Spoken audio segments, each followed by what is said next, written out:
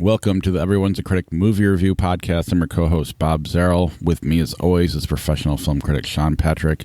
Visit us at ihatecritics.net, Everyone's a Critic podcast.com. We're on Facebook, Twitter, Instagram. Our handle is CriticsPod. Subscribe to the show there, or like the show there, friend us, whatever they call it. Follow us. We're on Apple Podcasts, Google Podcasts, Stitcher, Alexa, Spotify, Ghana, all your podcatchers. Subscribe to the show, rate and review the show. We're also on YouTube. We're attempting to stream live on YouTube. Still learning all this stuff.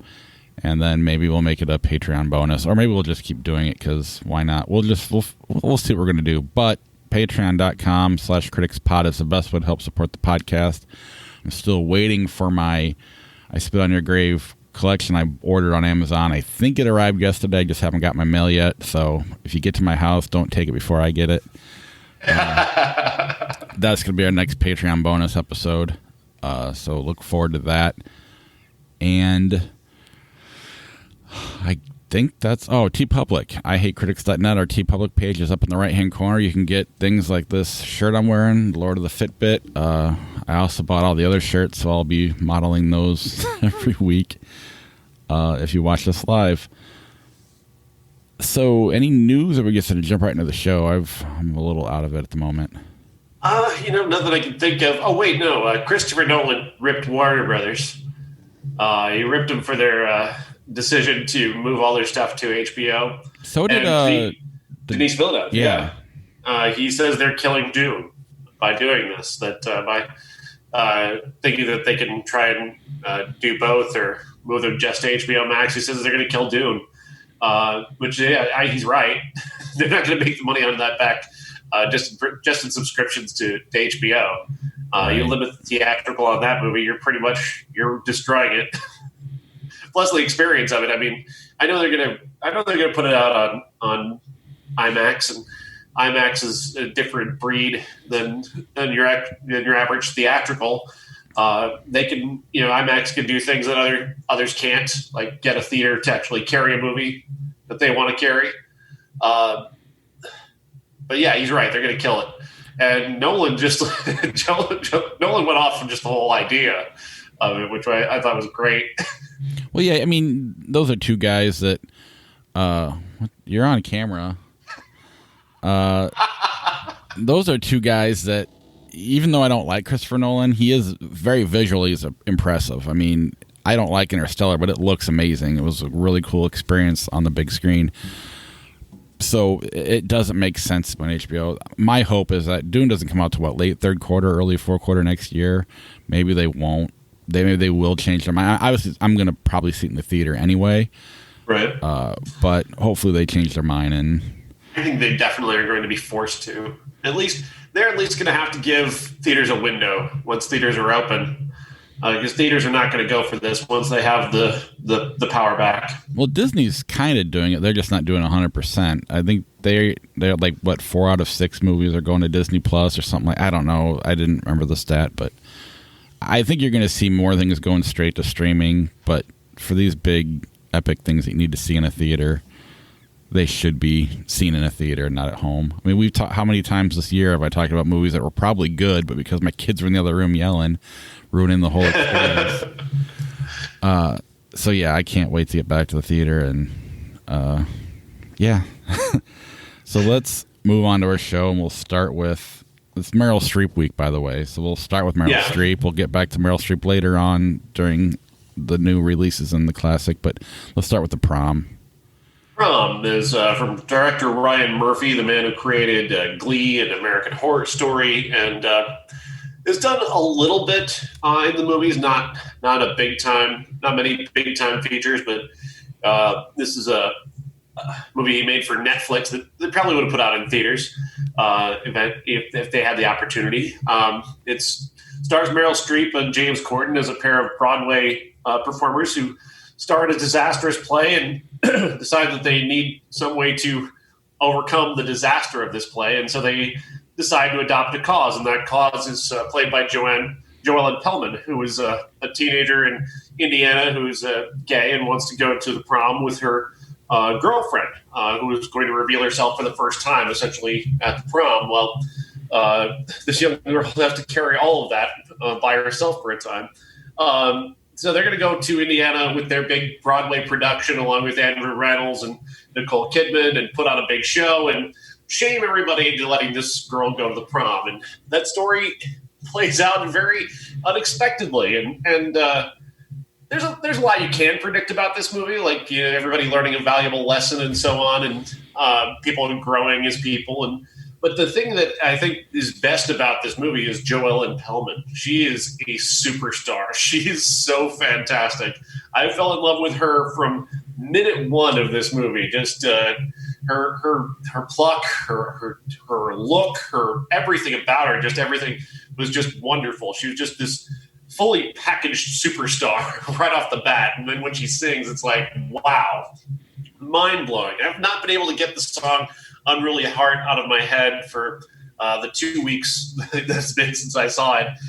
It's just an amazing feat. And I've not seen the original Broadway production, so I don't know much about. I can't speak to it that way, but I can tell you that the movie is exceptionally well realized, and everybody here can sing. Meryl Streep is singing far better here than she did on Mamma Mia. Way better. That was almost embarrassing. I mean, it was like, I was surprised at how good she was singing. I mean, I don't want to say Barbra Streisand good, but I mean, it was on the way to that. I mean, it was kind of in that vein, just a little less. But I was really shocked at how well she did singing. Yeah, it was really impressive, considering Mamma Mia again was a disaster. And then, of course, Corden, we already knew that James Corden could sing. He actually broke through in a way as a singer when he first burst on the scene a few years ago. Andrew Reynolds has been on Broadway for years. Nicole Kidman, obviously from Moulin Rouge, we knew she could perform as well. So there's not that aspect of it wasn't too surprising. But the way they get over these very earnest, very straight, these very straightforward songs is really, really well done. And I got to give a lot of credit to Andrew Reynolds. That's probably the hardest song, I think, to sing when he sings about the Bible and about what the Bible teaches you and the best lesson you can get from the Bible. That is a very hard song to sing, and he really sold the hell out of that. Yeah. Here's my internal struggle. One, everything you said is 100% true. Two, I'm not a big Ryan Murphy fan. I feel like everything he does is bloated, and it starts off good and then it kind of falls apart. I mean, this doesn't fall apart at all. This is fine, but I do feel like there's a little fat on it. That said, I've never seen the Broadway musical either, so I don't know. Right. And then I'm not a musical person, so, and the two that I like are like, Hamilton and Book of Mormon, like Tony Award winning mass. I mean, maybe the Prom won the Tony too. I have no idea. It seemed a little more simple. For me to really enjoy movies, I like to buy into things, and when you can just overcome something by song, that's how musicals work, and that's okay. And there's nothing wrong with that. It's the way I want more than Meryl Streep just singing a song to Keegan Michael Key to win him back. Things like that. But overall, it's everything you said is true. It's for this audience. They're gonna love it. It looks great. The songs are memorable. The A-list actors they're good in the background, showing the scenery. It works the way they do it. And then obviously, I don't remember her name, but she clearly steals the show and carries this movie. Yeah, Joellen Pellman. So she's a star. I love her. But in short, it's not a movie for me. But I know my wife liked it. I think my kids liked it. But I don't remember the song you were talking about. But my wife's over here shaking her head. Yes, she remembers it. So. But it is on Netflix, so if you want to watch it, it's there. And it was the first movie I watched in my new big TV and sound system. And unfortunately, instead of something like The Godfather or something I can brag about, it's The Prom. So if you ever ask me... anything else in The Prom before we move on? I highly recommend it. I think as a crowd pleaser, as a musical, it's absolutely awesome. And Not even the best movie Meryl Streep did this week, however. No kidding. Is it possible that this gets nominated for an Oscar? I know they every now and then like to have a musical added along with the best pictures. I know it's kind of simple and crowd. I don't know. It's a little limited in that way. I don't necessarily think maybe that there's any place for it, because all the music in it, I believe, is from the Broadway play, so there's no like original song opportunity there. And without that as kind of an entry point, I don't see this one having that option. Just to get that big, I don't know. I've not heard any buzz about it in that way. I figured we'd hold on to the best Meryl Streep movie, or at least the best new one, until right before the classic. So let's move on to Wander Darkly. Wander Darkly is a movie that's getting Oscar buzz for the performance by Sienna Miller. This is a movie about a couple who seemingly are on the verge of breaking up. It's Sienna Miller and Diego Luna, and their relationship is deeply troubled. And we learned this very quickly. They're just not on the same page. They've just had a baby together, and it's not obviously, this is not a great way to try and repair a relationship, which they seem to be kind of maybe had this baby as a way of repairing their relationship. They're not married, and they've kind of missed each other on that chance of getting married. So they're kind of both in this weird space of like, do I ask her or do we need to be married? And that's all very well communicated in just these first opening minutes. So they're really at odds again on this particular day because they're supposed to have a date night. He's forgotten about it until the very last minute. And so they're basically arguing all the way to this date night. And even after the date, they continue to argue in the car until, wham, car accident. Huge, just out of nowhere, head-on car accident. We end up at the hospital, and it appears that Sienna Miller's character has died. If you flash forward, and she's at her funeral, and she's watching Diego Luna attempt to deliver a eulogy, but he can't. He's overcome. He walks away. She flashes forward to her mother taking their baby, and she's like, well, where is he? Why isn't he taking the baby? Why isn't he caring for her? Where is he? And then she walks out of the house, and she walks towards this busy overpass, and she's going to jump as if maybe, I don't know, if she's not already dead, she's going to be.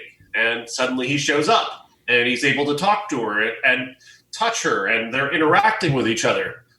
And how is this possible? Is he dead? Is she not dead? What is happening here? And the movie then proceeds with him trying to convince her that she's not dead, but also he's giving her these vivid recreations of these things that have happened in their lives, these positive memories that he thinks is going to draw her out, but that they're actually seeming to fully relive, which for us in the audience is like, then how are they? They must both be dead if they're able to have this interaction with their own memories in this way.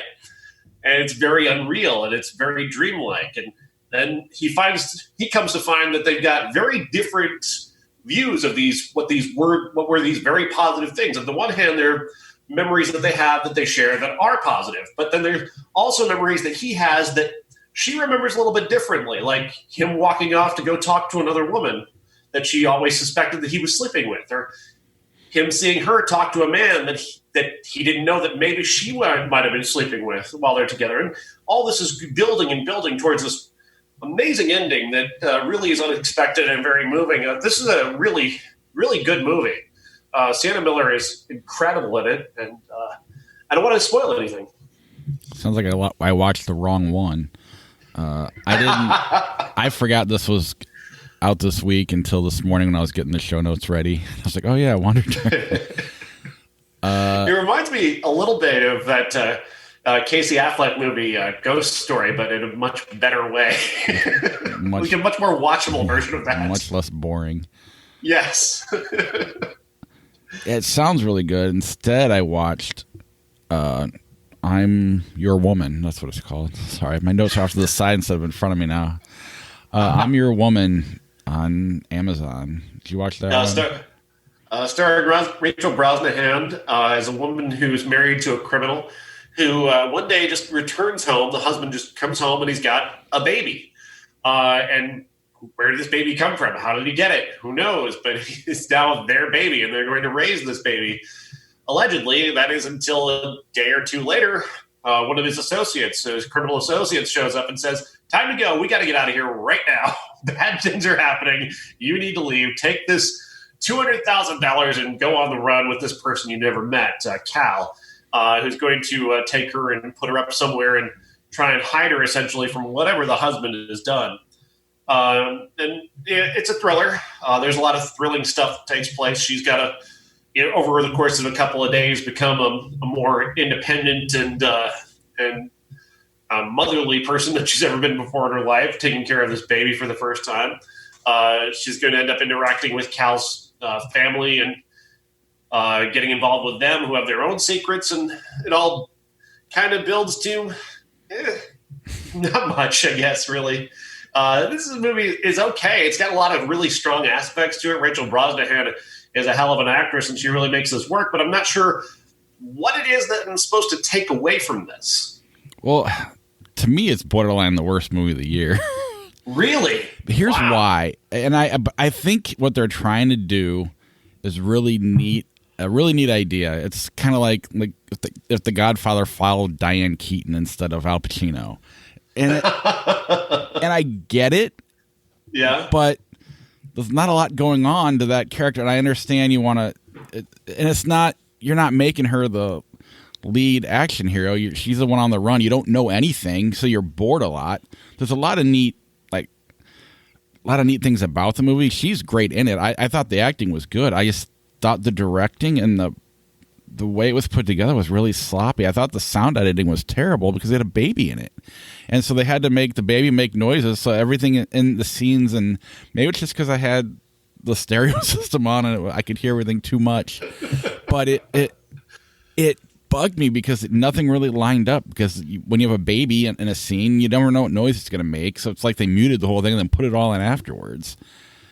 And a lot of it, you don't know what's going on because she doesn't know what's going on. And again, I think that's neat. I just think they kind of they failed in making it entertaining, if that makes sense. There's a good hour where you're just kind of bored before, and then the other main character, I don't know her name or the actress's name, Cal's wife, Terry. When she comes in, it starts to pick up a little bit, but until then, it really is boring in a lot of ways. And it's because you're following not the victim, but just someone who's a secondary character in another movie. And that, I don't know, it's neat. I like the idea. I just don't think they pulled it off. I'm kind of baffled by the title. I'm not sure why it's called "I'm Your Woman." Like, because whose woman is she supposed to be? I know I'm being overly literal, but usually a title should have some bearing on the movie. And I don't know if they just couldn't call it "I Am Woman," which is a plot point kind of in the movie. But that's probably what they should have called it. But that probably would have given a different perspective of the movie, I guess. I liked it more than you did. I didn't love it. I don't quite know what to take away from it. I found it entertaining enough. I find her to be fascinating, but that beyond that. Yeah, I mean, I like Rachel Brosnahan a lot. I think Marvelous Mrs. Maisel's one of my favorite TV shows, at least the first 2 seasons. I haven't watched the third one yet. That's how much I love the TV show. But I don't know.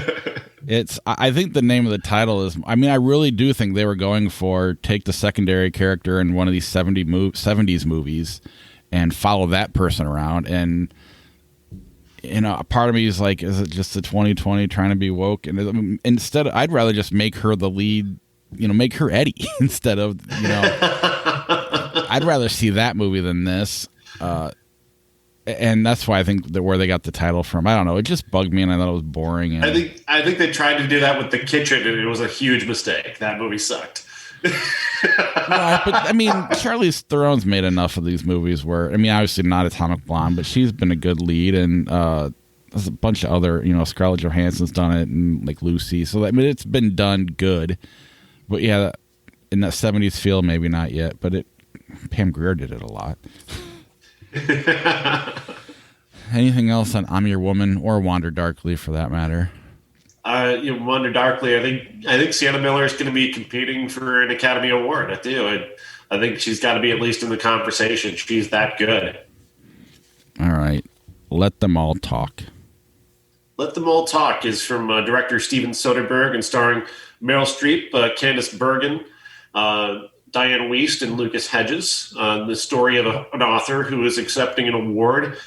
She doesn't like to fly, well, at least that's what she says, and they book her on a ship, the Queen Mary II, and she's allowed to invite her two oldest friends, Diane Wiest and Candice Bergen.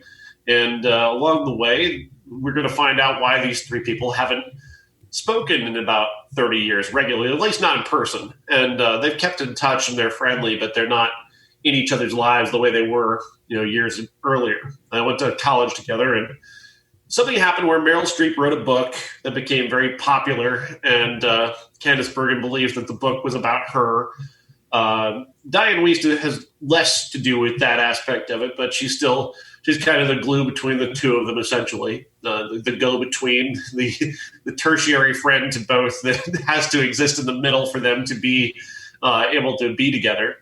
And then you have Lucas Hedges, who adds this unique element to the movie. He's this young kid who his aunt has become one of his closest friends and supporters, and he's along to kind of manage for her these relationships and keep everybody away from her so she can write her book, and also try and keep tabs on her to make sure that they're happy. And he ends up having a relationship with her book agent, who it's this really fascinating kind of slightly older woman, younger man dynamic that has a great deal of romance in it that almost romance, like kind of tentative, scary, discovering, how to flirt, kind of how to feel somebody else out for the first time stuff. And Lucas Hedges is really great at that. He's just so good.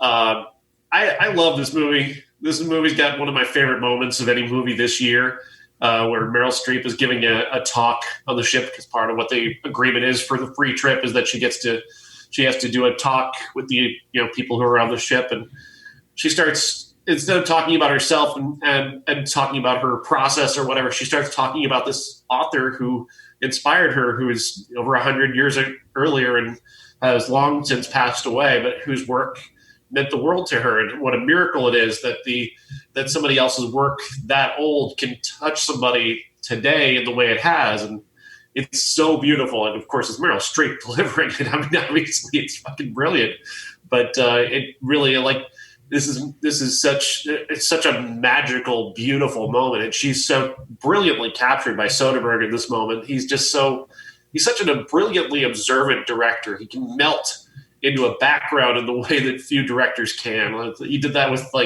his series of movies that he's making with non-actors, like Bubble, which is a movie not many people remember, but it's an amazing movie.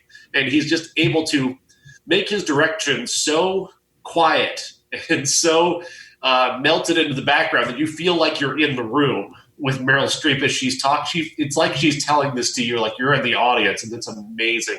I really love this movie. Yeah, it's like every year there's that one movie that kind of catches me off guard, like Little Women or Lady Bird or something like that, and this is that one this year. I texted you after I watched it, and I was like, it's kind of like a step above great actors reading out of the phone book, because in some ways it shouldn't be interesting, but the way that it's like they're actually reading it to you, and then Steven Soderbergh somehow makes it interesting. I don't know, it ended up being really watchable. Not a lot happens, and then when it does, it happens a lot. I mean, I don't know, it's just really, I guess fascinating is the word. It's hard to describe. It's not your typical movie, and Steven Soderbergh doesn't really make your typical movie, but the acting's great in it, and I was just, I don't know, I was into it the whole time, if that makes any sense. To illustrate how amazing this is, there are a couple of scenes where it's just Diane Wiest and Candice Bergen playing board games. Yeah. And it's the way you were talking about was like Meryl Streep talking to you. It was like, that's kind of what it would be. You know, I remember when Righteous Kill came out with Al Pacino and Robert De Niro. I read a review that said everybody always said Robert De Niro and Al Pacino would be entertaining reading out of the phone book. That would be more entertaining than this movie was. But the way that it was just kind of, like you said, it was like she's talking to you. It almost felt like a conversation in a way, which was more, you know, the great acting in Steven Soderbergh's direction that really made this a fascinating movie and just really neat, for lack of a better word. Yeah. I don't know if this is true or not. Somebody on Twitter was saying that most of the dialogue was improvised, which it feels like that. It feels like it. It does have that feel like of being like just a real conversation where a group of people were just given a point that they need to get to, or maybe just a kind of a vague outline of what they need to talk about, and they got to get there. And that was so cool. And I'm not going to pretend like I wasn't looking at my phone a lot during this movie. It still was able to somehow, I don't know, I didn't miss anything. It kept pulling me. I was able to pay attention to it even when I looked away. It was just a really neat experience. And when is Lucas Hedges going to make a mistake? Has he made a bad movie yet? Maybe. He's been in a lot of movies, but I feel like they're all good. Yeah, he's really smart. He makes a lot of really smart choices like this and Boy Erased, and you mentioned it before with he's just so good, so good. And I really there's this lovely scene where he can't quite decide whether or not he's going to try and hold this woman's hand when they're seeing a star show, whatever you call it. It's just lovely. They're just sitting next to each other in this dark room, surrounded by people. It's like being in a movie, and he can't decide. And Soderbergh just watches his hand just kind of tentatively move there, but then move back, and just lovely, a lovely moment to capture. And he's a pretty versatile guy too. I mean, even as like a high school kid, he's played the dork. He's played kind of the gay friend. He's played the kind of the jock, the cool guy. He's been able to do all of it. I'm just curious. I mean, every time he's in a movie, I know it's going to be good. So, and it's interesting, you know. Usually, like when you're talking about characters who have a lot of money or are in a, you know, like a big money environment, like the Queen Mary 2, which is a big money environment, I'll get annoyed by stories like that and watching people of privilege, you know, exerting their privilege. We're going to talk about that a little later with a movie that came out in 1990, but on why I was annoyed with that. But I didn't feel that for a second watching this. They just fell into the rhythm of this movie so quickly, and just listening to these people talk it was just something about it I found very exciting. No, I'm with you. Anything else on Let Them All Talk before we move on? It's a must see, and I do hope that Hollywood doesn't hold this against HBO and not nominate it. Yeah. It is on HBO if you want to watch it. It is, and I don't know what the rules are for this year. I believe, as I understand the rules, this movie did, I think, do a theatrical thing for like a weekend to get in front of people that way. But I don't know what the rules are for TV versus theatrical this year, because it's also different because of COVID. Yeah. But I would vote, like I said, Meryl Streep would be very high on my list, and Lucas Hedges as well would be high on my list of actors to be nominated for something. And Candice Bergen for Best Supporting Actress, no doubt. All right, Sienna Miller or Meryl Streep? Who wins between? That's hard for this week. It's Meryl Streep. It's going to be Meryl Streep for me, but Sienna Miller is very good, very, very good. All right. Ladies and gentlemen, this is the main event for the linear, legitimate, and universally recognized, undisputed classic. Sophie's Choice. Sophie's Choice with Meryl Streep, Kevin Kline, Peter MacNicol, directed by Alan J. Pakula, 1982, an Academy Award. I don't know, the winner nominated, one of those. Set in 1947, just after the war. Meryl Streep has these two men in her life who she's interacting with, and obviously one is Kevin Kline. And I don't know, man. I was bored. I know I shouldn't have been, but this one didn't move me. Like, I kept thinking about Let Them All Talk and wanting to watch that movie again. I was watching this, and her accent is flawless. You know, she's Meryl Streep and all, but I don't know. I kind of dozed off during this movie, and I know I've seen it before. Yeah, I mean, really, you're watching it for that 5-minute scene at the end, because that's turned into one of the best scenes I've ever seen, one of the most terrifying scenes I've ever seen. Yeah, heartbreaking. yeah. I mean, and really the kid is what makes it that much scarier. The screaming that she's doing as she's being pulled away. Oof, and then the sex scene immediately after she tells that story it's a powerful scene, but it is kind of boring getting there. But at the same time, I could see in the moment at the time it being much better. I thought, I know, are you a big Kevin Kline fan, or do you not really like him that much? I'm kind of indifferent to him I for thought the he most part. I'm not really, like, I don't love everything. Like, I like Dave. Like, that's a nice movie, but like Fish Called Wanda never did anything for me. I liked the movie he did called The January Man. I thought that was pretty good. And what's the movie where he played a gay guy? What was that one called? I don't know. That probably hasn't aged well, that one. I thought he was really good as like a coked out, kind of messed up guy. But it is really weird, and it's kind of repetitive at times. They probably could have cut a little bit out of it. Now that the fact that the title's turned into a, like, you know, like a catch-22, it's turned into something bigger than the movie. But at the same, I think people, the fact that this has become a meme, that kind of makes people forget what this actually is about. Like, your decision on which restaurant to go to is not Sophie's choice. Well, I made my son use that in one of his projects, and my wife's like, "What is the Sophie's choice?" She'd never heard of it, so she looked it up after he had turned it in. She's like, "Are you kidding me? That's..." And I'll be honest, I didn't know. I knew it was like, for all I knew, she had to decide which son or kid to save that was drowning. I didn't know what this movie was about. I had no idea. But I mean, I thought Meryl Streep disappeared into the role, which is really hard for someone as popular as her to do. I mean, obviously it was early on in her career, but you almost couldn't even recognize her. That's how much she disappeared into the character. I think it's really good, but it doesn't necessarily hold up, largely due to the fact that it's become bigger than the movie, the idea of a Sophie's choice.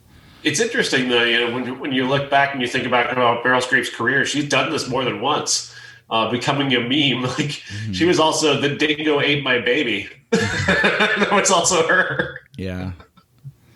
Well, she's done everything. Almost to the point where it's like, all right, which one should she get nominated for this year? Yeah, that was a meme for a long time. It's good. Happen again. Yeah. But at least this time it's kind of deserving. Like, there's been a couple of times where I'm like, really? Yeah. Like, when Ricky and the Flash got Oscar nomination talk, I was like, no, that's just because you guys really like Meryl. Yeah. But I mean, it's a movie. It's free on Amazon right now, I think, if you want to watch it. If you need to kill 2 hours. All right, let's move on to 1990. We'll start with Edward Scissorhands. Edward Scissorhands, Tim Burton, starring Johnny Depp, Diane Wiest, Winona Ryder, Alan Arkin. Really great cast and a really unique looking movie. Johnny Depp plays Edward Scissorhands, who is a person who was created by Vincent Price, who's some kind of mad scientist on this. Lives in the mansion on a hill above this really dorky suburban town. And he creates this person out of various, however he did it, whatever, magic, whatever. You just have to accept that this happened. And for some reason, he gave the guy scissors for hands instead of actually giving him hands. So he died before he could give him hands, I guess. But that was the last thing. Anyway, don't think about it too much. It's about weird magical stuff, and just let it be. And if you could not logic this movie, you might enjoy it a lot more. And I did. I managed to shut off the logic and just kind of enjoy the weirdness, and that's really what you have to do in some Tim Burton stuff. Oftentimes I'm not able to do that, like Big Fish. I know people love that movie. I can't turn off my brain during that movie, and I don't enjoy it nearly as much. I like how weird this movie is. I like the weird aspects of Johnny Depp's performance. How you don't really learn all that much about him, and there's not much to learn. He's this innocent who's lived in a shack in an attic his entire life until he's found by the Avon lady, which again I think that just that dynamic is very funny. Just mentioning the dynamic of that, the Avon lady showing up and finding this guy and taking him home, very funny dynamic. And Diane Wiest is amazing. She just so empathetic and so caring, and she just it doesn't take her a second to just embrace this guy and wanting to bring him home and give him a life, and like that's beautiful to me. That I find moving. And Alan Arkin similarly, just like guy with scissors for hands in our house. All right, let's put him to work on the lawn, I guess. That's funny. That's a funny way to approach it. Just the kind of just the kind of kindness that is exhibited there is it's a lovely aspect of the story, and an incredibly memorable movie. I don't know why I hold back on this. I do. Something about it, like my heart isn't completely invested in Edward, and the whole him and Winona Ryder thing, I don't think that really works. She kind of just doesn't feel like she's really, her performance is kind of there, but she's not really there the whole time. Her relationship with Edward, I thought, was kind of underdeveloped, so I really didn't have the emotional hold that I really wanted. And in the end, I think that's what's holding me back, is that relationship doesn't quite get developed. They don't really have a good scene together. And Edward Scissorhands and Winona Ryder. Yeah. They're just there's just not a good enough scene for them to really have bonded. You've got the ice sculpture scene, which is beautiful. It's a beautiful looking scene. But we're missing like one emotional kind of connective scene with them. Especially from her to him. Yeah. I mean, you can, because he's just there. You can kind of accept he would be drawn to her, but there's nothing really other than the break in. But again, you kind of got to throw that out to really enjoy it, to like it for what it is. It's kind of a fun, like a Leave It to Beaver neighborhood, and then like Freddy Krueger neighborhood right up the street. It's fun. It's silly. I enjoyed watching it. It really literally just till now, I spent the whole time watching, let them all talk, going, who is Diane? Who is that other lady? I know her from something. And I literally watched Edward Scissorhands like the day before, and just now realized that was her. But yeah, I like it. It's fun. I don't really know what else to say about it other than it's got a cult. A lot of people remember and love this movie. I mean, it makes, to your point, though, about Winona Ryder, it's like, if you could have just done Godfather 3, maybe both movies would have been better. What else do we got? Did you watch Mermaids? No. How about Havana? No, I didn't watch Havana, but I did watch Bernardo Bertolucci's The Sheltering Sky. Tell me about that. The Sheltering Sky is a movie that it's definitely homework. And I think Bertolucci is a fascinating director. He's done a lot of movies over the years. He's very artistic, and he's known a lot for his sex scenes, which this movie has a few of those. But Deborah Winger, John Malkovich, and Campbell Scott play three very rich friends who decide to go to Africa. John Malkovich and Deborah Winger planning on moving there, so they call themselves travelers. And since he's only visiting, he's a tourist. And they're very arrogant about this point. Campbell Scott's character is very pompous and full of himself, and is kind of also sort of trying to chase after Deborah Winger, even though she's with John Malkovich. So there's kind of that dynamic going on. And I was just annoyed by these characters, there's nobody calling them on just what assholes they are. They're being so rich that they can go anywhere in the world and just have to expect everybody to just fall at their feet and do everything that they ask. And I didn't care when he eventually gets typhoid and Malkovich gets typhoid and starts to die. And I'm like, got what you deserved, asshole. Fuck you. You deserve this. You shouldn't come here. I didn't ask you to come here. Nobody wants you here. And you could have maybe, I don't know, looked into whether or not there was an outbreak of typhoid before you left for Africa, jerk. It's the 1940s. There's no internet or phone, or even phone for that matter. But still, maybe I just did not care for this, and the choices that he makes sometimes are very strange. Like Deborah Winger is a beautiful woman, and the sex scenes with her are pretty amazing, but the way he chooses to present them are strange at times. Like after Malkovich is dead, she decides to just, in her grief, just wanders off into the desert and allows herself to be picked up by this passing group of people with a camel, and this guy like makes her his concubine, and they have like just weird, dirty sex in his attic. And while his 3 other wives are outside the door, it's very weird. These are very weird choices. But then at one point, early on in the movie, Malkovich is naked and getting out of bed, and the camera just stays right at cock level for no good reason. Just like, I've got to get John Malkovich's penis on screen, and that's what's happening right now, and that's the point of this. It's a choice. It's a choice. He had to choose to shoot it that way. I don't know why. I'm not squeamish about the penis, but I don't necessarily understand the necessity of John Malkovich's penis in that moment. I really don't, because there's no real point to keeping the camera right at that level as he's walking by and making sure that is all that you see. I feel like you're just trying to make T-shirts right now.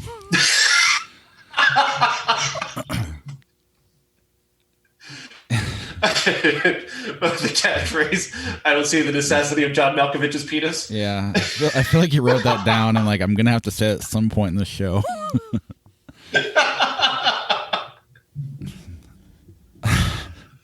I don't think like you, Bob.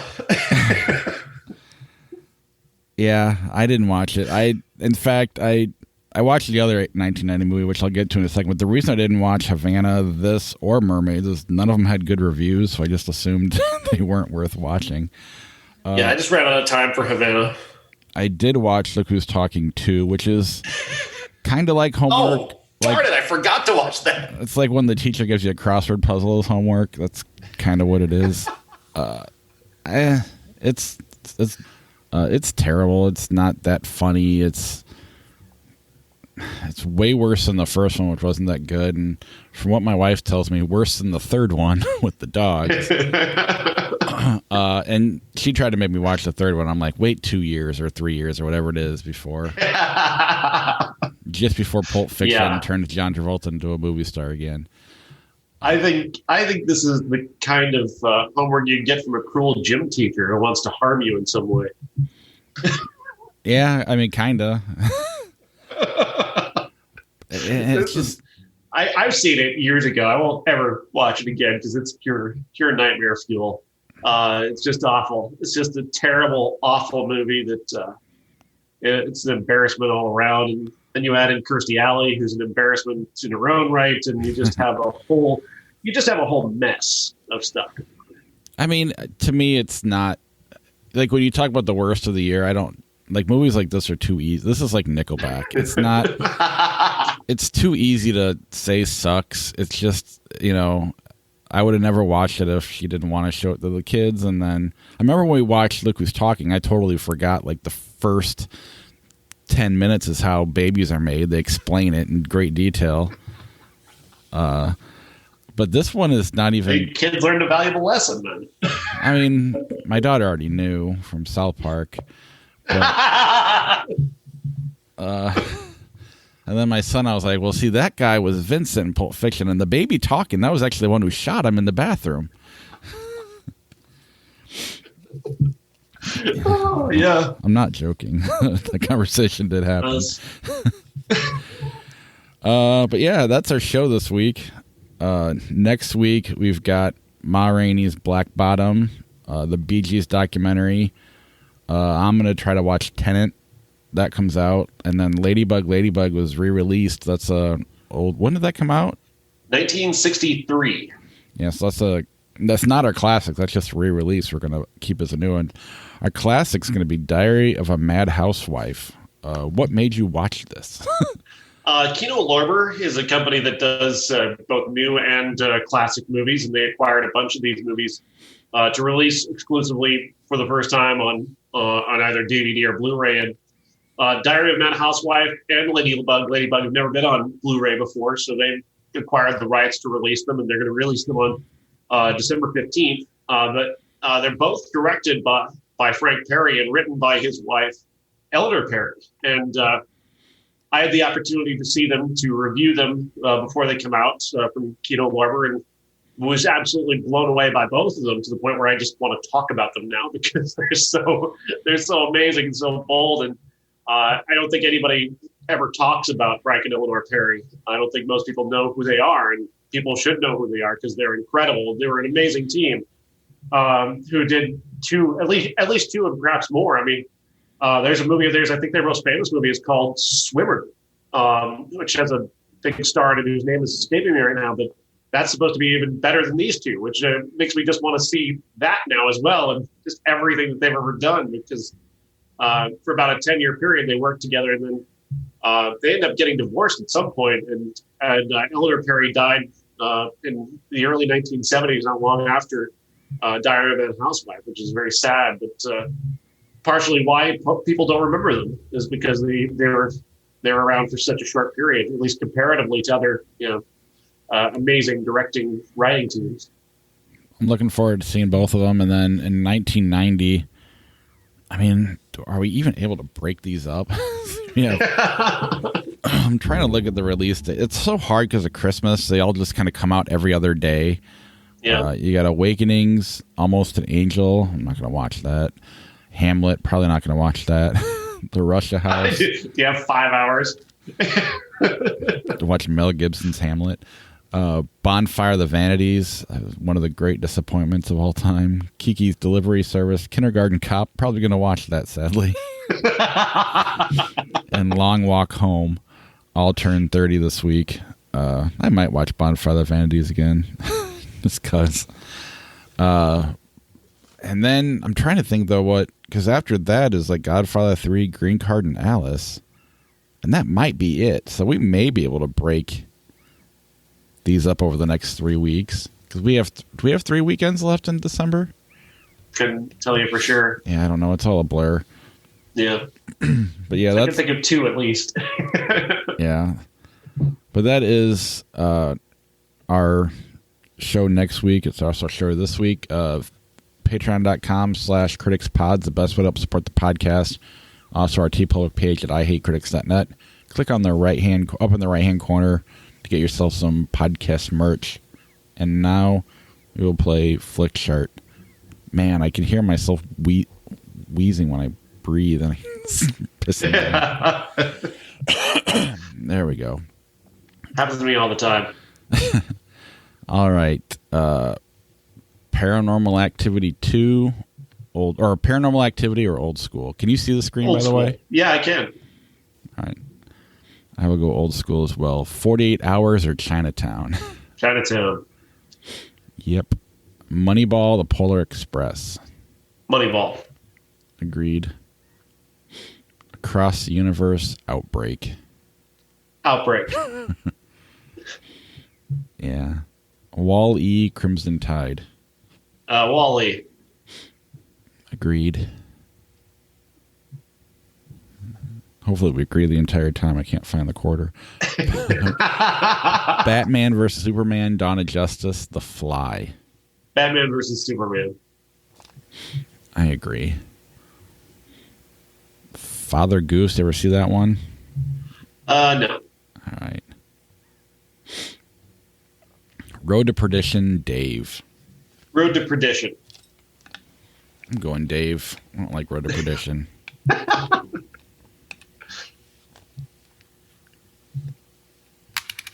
And Road to Perdition wins. I can cheat. That's the thing that's weird, is I could cheat this entire time, pick the movies I want, every coin flip, and I still lose every time. I mean, I assume clearly not cheating. The Perks of Being a Wallflower, as good as it gets. Perks of Being a Wallflower. I love that movie. I haven't seen it, but I'll go with you. I need to revisit As Good as It Gets at some point to see if it is any good. Richie Rich, Independence Day. Independence Day. Agreed. Airplane 2, the sequel, Toy Story. Toy Story. I love Airplane 2, though. Yes. Iron Man, A League of Their Own. Iron Man. That's hard. It is. It's not easy. Those are both really good movies. God damn it. Iron Man wins again. Thought I wasn't going to be able to find that coin here. Nightmare Before Christmas, Kiss Kiss Bang Bang. Kiss Kiss Bang Bang. I don't know how somebody can have a crush on Robert Downey Jr. and not want to watch that movie. The person sitting next to me. Sorry. The Bishop. Have you seen The Bishop's Wife? Years ago, yeah. I wouldn't remember it, though. Pay It Forward, Risky Business. Oh, Risky Business. Oh, Pay It Forward. I can smell that movie. Clearly not a Bon Jovi fan. The Expendables, Something's Gotta Give. Something's Gotta Give. What the hell poster is that for The Expendables? I don't know. That's bizarre, right? We remembered Mickey Rourke was even in that movie. Yeah, no kidding. Halloween, Rob Zombie's Halloween, Guardians of the Galaxy Volume 2. Guardians of the Galaxy all the way. Agreed. Baseball, the Ken Burns documentary. Let's not have that up. I mean, I haven't seen it. I know, but I'm not.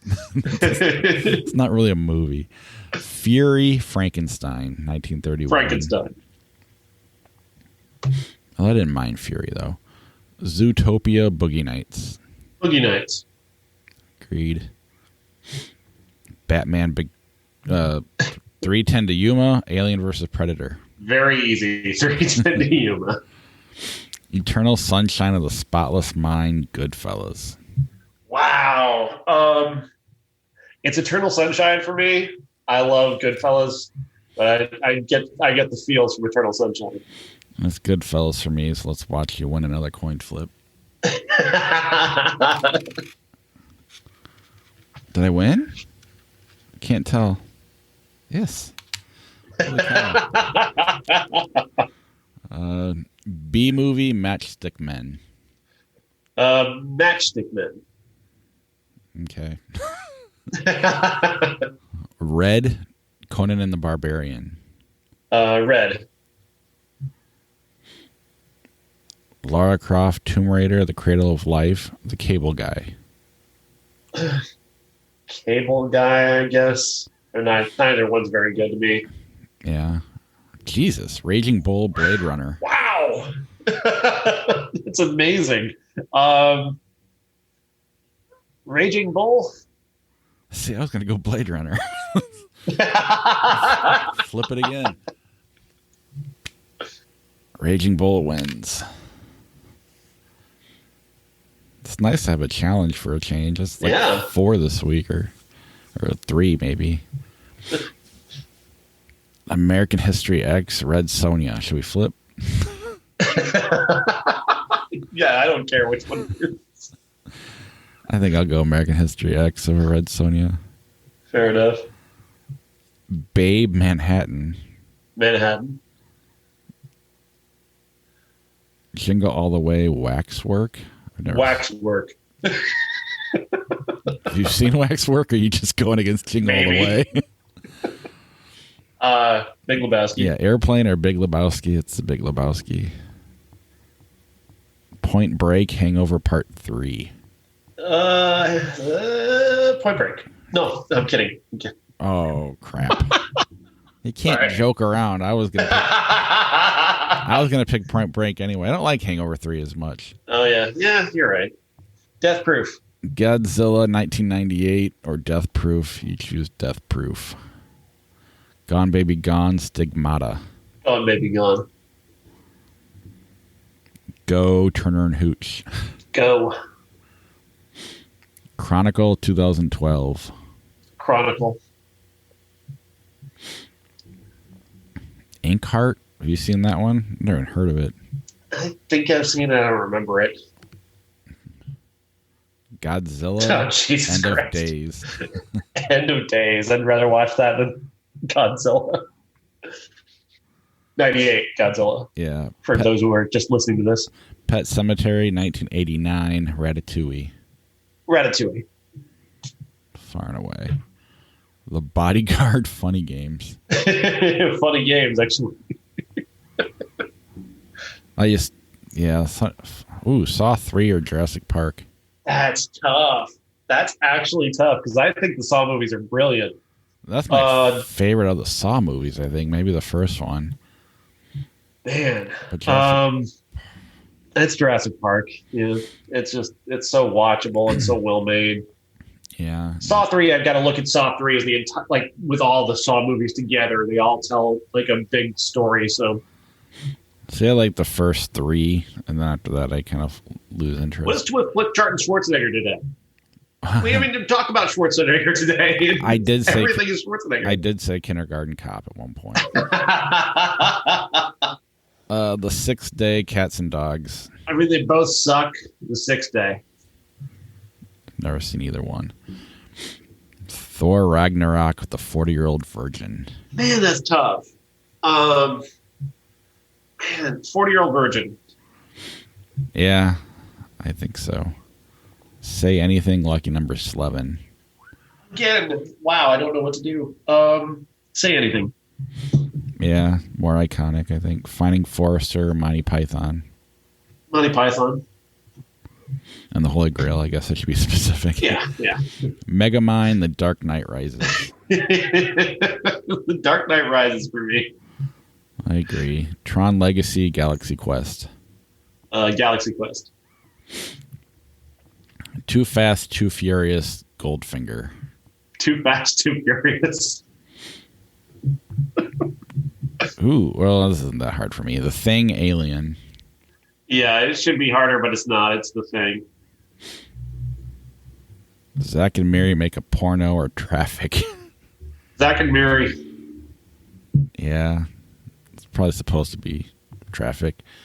All right, last one. Night of the Demons, English Patient. Night of the Demons.